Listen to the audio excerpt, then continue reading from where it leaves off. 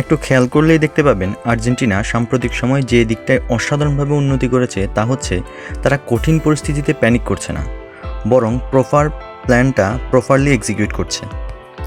প্রথম ম্যাচে মরক্কোর সাথে অদ্ভুতভাবে হেরে যাওয়ার পর যখন পরিস্থিতি অনেক কঠিন হয়ে গিয়েছিল, আর্জেন্টিনা প্যারিস অলিম্পিক থেকে বাদ পড়ে যাওয়ার একটা সম্ভাবনা জেগেছিল, ঠিক তখনই ইরাকের বিরুদ্ধে 3-1 গোলের জয় এবং ঠিক পরবর্তী ম্যাচে ইউক্রেনের বিপক্ষে 2-0 গোলের জয় এটা প্রমাণ করে যে আর্জেন্টিনা সাম্প্রতিক সময়ে মানসিকভাবে যথেষ্ট দৃঢ়তা অর্জন করেছে।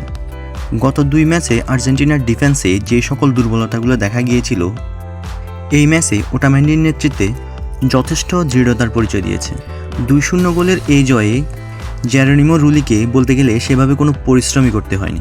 ফরওয়ার্ডে আলমাদা এবং আলভারেজের মধ্যে বোঝাপড়াটা গত 2 ম্যাচের তুলনায় যথেষ্ট ভালো ছিল, যার ফলে বেশ কিছু গুছানো আক্রমণ আর্জেন্টিনা ম্যাচের প্রথম থেকেই করতে পেরেছিল।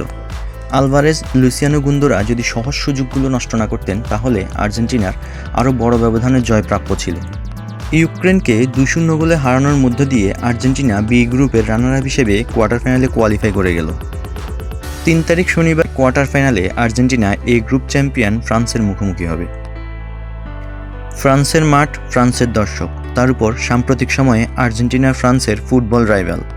বলতে গেলে 2024 প্যারিস অলিম্পিকে সবথেকে প্রতিদ্বন্দ্বিতাপূর্ণ ম্যাচটা বোধহয় আমরা 3 তারিখ কোয়ার্টার ফাইনালে দেখতে যাচ্ছি। মরক্কোর বিপক্ষে গ্রুপ পর্বের প্রথম ম্যাচে ফ্রান্সের দর্শকরা যেভাবে আর্জেন্টাইন ফুটবলারদেরকে উদ্দেশ্য করে দুয়ো দিচ্ছিল, টিস্যু বক্স ছুঁড়ে মারছিল, বোতল ছুঁড়ে মারছিল, তা থেকেই অনুমান করা যায় 3 তারিখে কোয়ার্টার ফাইনালের ম্যাচটা একটা রণক্ষেত্রে পরিণত হবে।